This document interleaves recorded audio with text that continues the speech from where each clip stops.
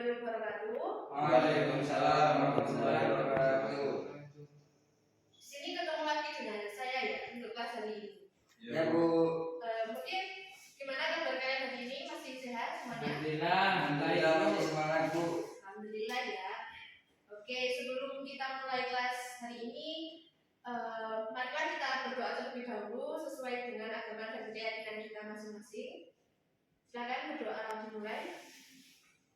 Sebelum mulai pelajaran kita pada siang hari ini, alangkah lebih baiknya kita mulai dengan doa. Semoga ilmu yang kita dapatkan bisa bermanfaat untuk kita ke depannya.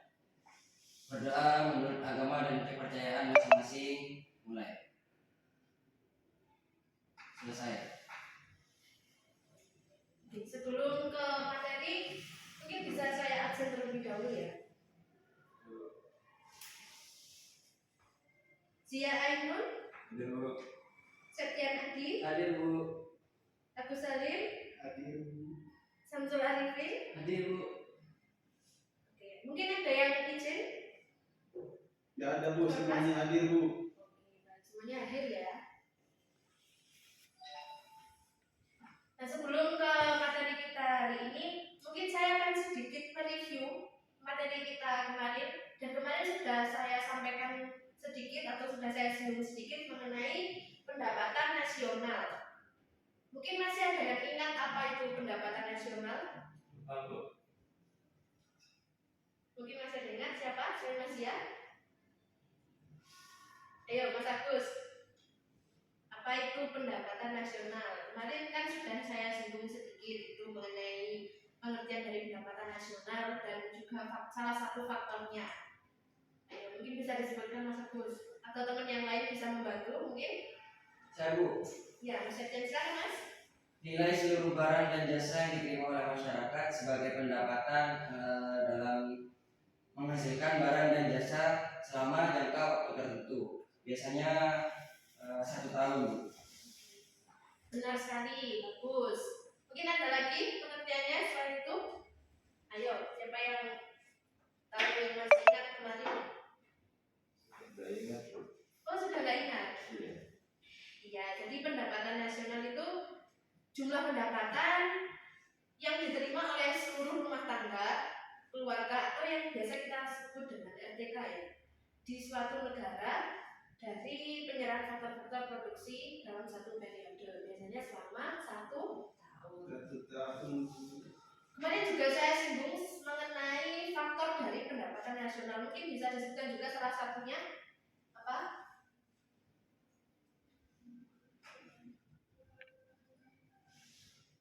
Permintaan dan penawaran agregat. Ya, jadi permintaan dan penawaran agregat itu merupakan salah satu faktor dari pendapatan nasional. Kemudian untuk materi hari ini, di sini saya sudah menyediakan peta konsep ya, yang singkat mengenai cara menghitung dari pendapatan nasional, ada manfaat dari pendapatan nasional dan juga ada konsep dari pendapatan nasional. Kita langsung saja ke yang pertama yaitu cara menghitung pendapatan nasional. Untuk cara menghitung pendapatan nasional, jadi cara yang paling sederhana, kita bisa dengan cara memperhitungkan pendapatan nasional dengan mempertimbangkan apa yang terjadi ketika satu produk diproduksi dan dijual.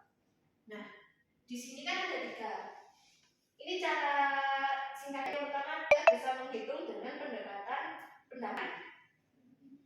Jadi pendekatan pendapatan itu perhitungannya dilakukan dengan menjumlahkan seluruh pendapatan, dimulai dari upah, sewa, kemudian bunga hingga laba yang diterima oleh rumah tangga konsumsi dalam suatu negara. Yang kedua adalah pendekatan produksi. Nah, untuk pendekatan produksi, cara menghitungnya dilakukan dengan cara menambahkan seluruh nilai produk berupa jasa atau barang jadi. Kemudian yang ketiga ada pendekatan pengeluaran. Pendekatan ini kita bisa menghitung dengan cara menjumlahkan seluruh pengeluaran untuk membeli barang dan jasa yang diproduksi produksi. Selanjutnya ada manfaat pendapatan nasional. Yang pertama ada mengetahui tingkat kemakmuran suatu negara.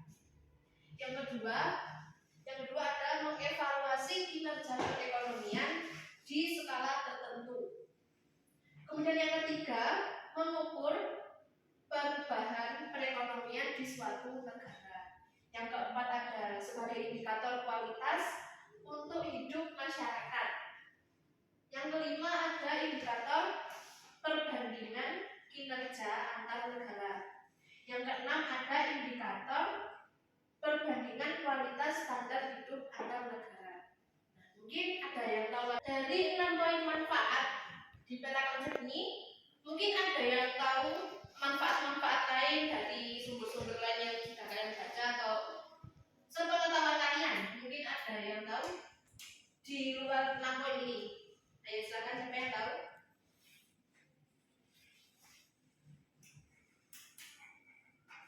Mas Agus mungkin? Selain mengetahui tingkat kemakmuran suatu negara, mengevaluasi kinerja perekonomian, mengukur perubahan perekonomian, indikator kualitas hidup, indikator perbandingan kinerja, indikator perbandingan kualitas standar hidup. Mungkin ada poin lain. Jadi yang itu ada sebagai indikator dan perbandingan pertumbuhan perekonomian dan kekayaan dari suatu negara. Oke, kemudian kita lanjut ke konsep pendapatan nasional. Di sini sudah saya tulis ada 6, ada GDP, ada GNP, ada NNB, ada NNI, PI, dan I. Mungkin ada yang tahu dari ke-6 konsep tersebut? Belum ada? Belum ada, Bu. Oke, supaya kelas kita tidak membosankan, karena dari tadi saya menjelaskan kepada semuanya. Di sini saya memiliki 6 kartu. 6 kartu ini akan saya bagikan acak ke kalian. Ya, jadi nanti, oke saya bagikan dulu ya. Oke Mas ya. Mas Septian, Mas Samsul. Di sini sisa 2. Mungkin ada yang mau mengambil 1 lagi, 1 aja. Nanti akan saya berikan nilai tambahan. Yang mau mengambil 1 lagi. Saya, Bu. Oke, silahkan Mas Agus. Di sini sisa kartu warna kuning ya. Jadi nanti kartu kalian itu kan sudah ada warnanya sesuai dengan ini. Misal kuning, saya dapat kuning. Berarti sesuai dengan konsep GDP. Dan selanjutnya ya sesuai kartu kalian. Oke, ini karena sisa 1 ini saya sendiri ya. Akan saya jelaskan terlebih dahulu. Di sini kartu kuning ada GDP. Jadi apa sih GDP itu? Jadi GDP merupakan produk domestik bruto, yang artinya jumlah produk yang dihasilkan oleh unit-unit produksi dalam bentuk barang atau jasa. Disebutkan seperti itu ya, sesuai kartunya masing-masing. Iya, Bu. Mungkin bisa dimulai dari siapa dulu? Silakan angkat tangan. Ini saya, Bu. Silakan Mas Samsul, dapat kartu warna apa Mas? Merah, Bu. Warna merah, berarti dapat yang NNP ya? Ya. Silakan dijelaskan apa itu NNP dan bagaimana rumusnya. Nah, NNP itu nilai produk yang dihitung dengan cara mengurangi GNP dengan depresi atau penyusutan barang atau modal. Ya. Nah, untuk rumusnya itu NNP sama dengan GNP dikurangi depresiasi. Mungkin seperti itu. Oke, baik, bagus sekali ya Mas Samsul jawabannya.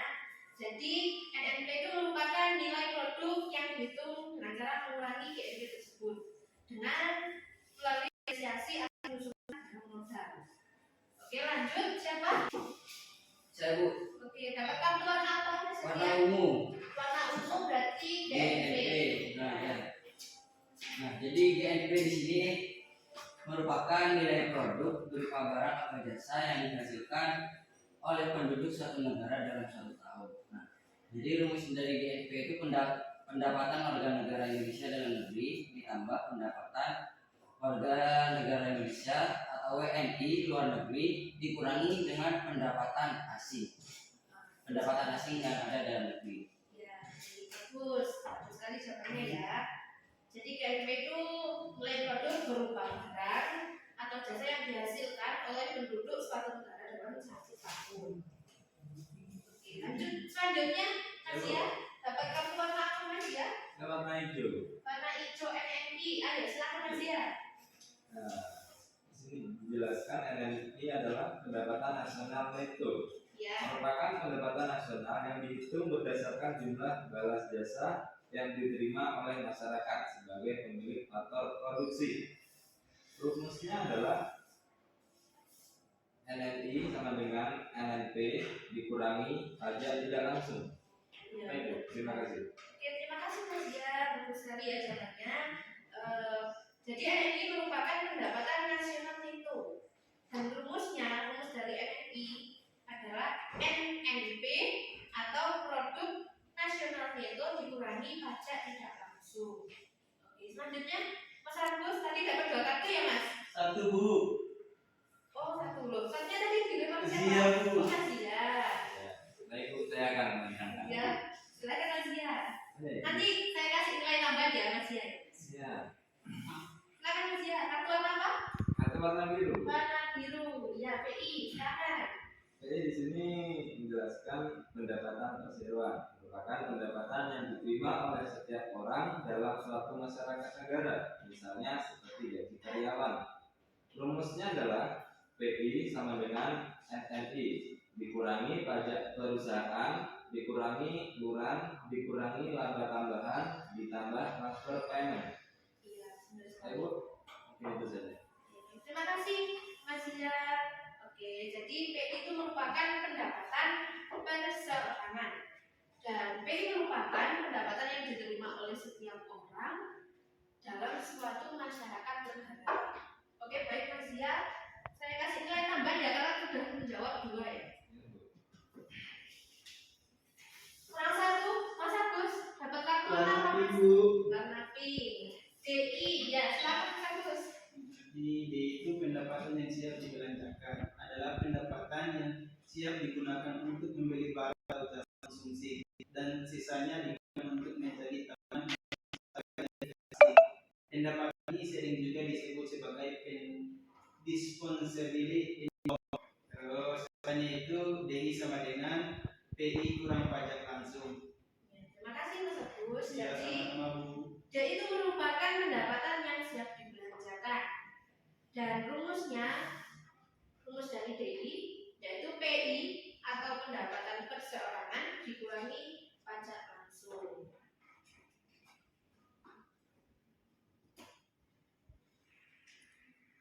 Mungkin ada yang ditanyakan dari materi kita hari ini. Ditanyakan silakan. Ya Bu. Ya, tanya apa Mas? Nah, itu apakah ada manfaat lain dari pendapatan nasional selain itu yang ditulis? Oh, selain dari nonton ini. Iya. Ya, sebelum saya menjawab, mungkin ada teman-teman yang ingin menjawab pertanyaan dari Mas Zia. Tidak ada Bu, belum tahu. Baik, jadi selain dari 6 poin ini manfaat pendapatan nasional, yaitu pendapatan nasional bisa sebagai indikator perbandingan tingkat pertumbuhan ekonomi dari waktu ke waktu dan sebagai indikator perbandingan pertumbuhan ekonomi dan kekayaan dari suatu negara. Seperti itu Mas ya. Paham Bu? Baik. Sudah paham? Paham Bu? Oke, mungkin cukup sampai di sini dulu ya materi kita hari ini. Dan bisa kita simpulkan bahwa pendapatan nasional itu merupakan nilai seluruh barang dan jasa yang diterima oleh masyarakat sebagai pendapatan dalam menghasilkan barang dan jasa selama jangka waktu tertentu. Biasanya berapa tahun? Yaitu 1 tahun.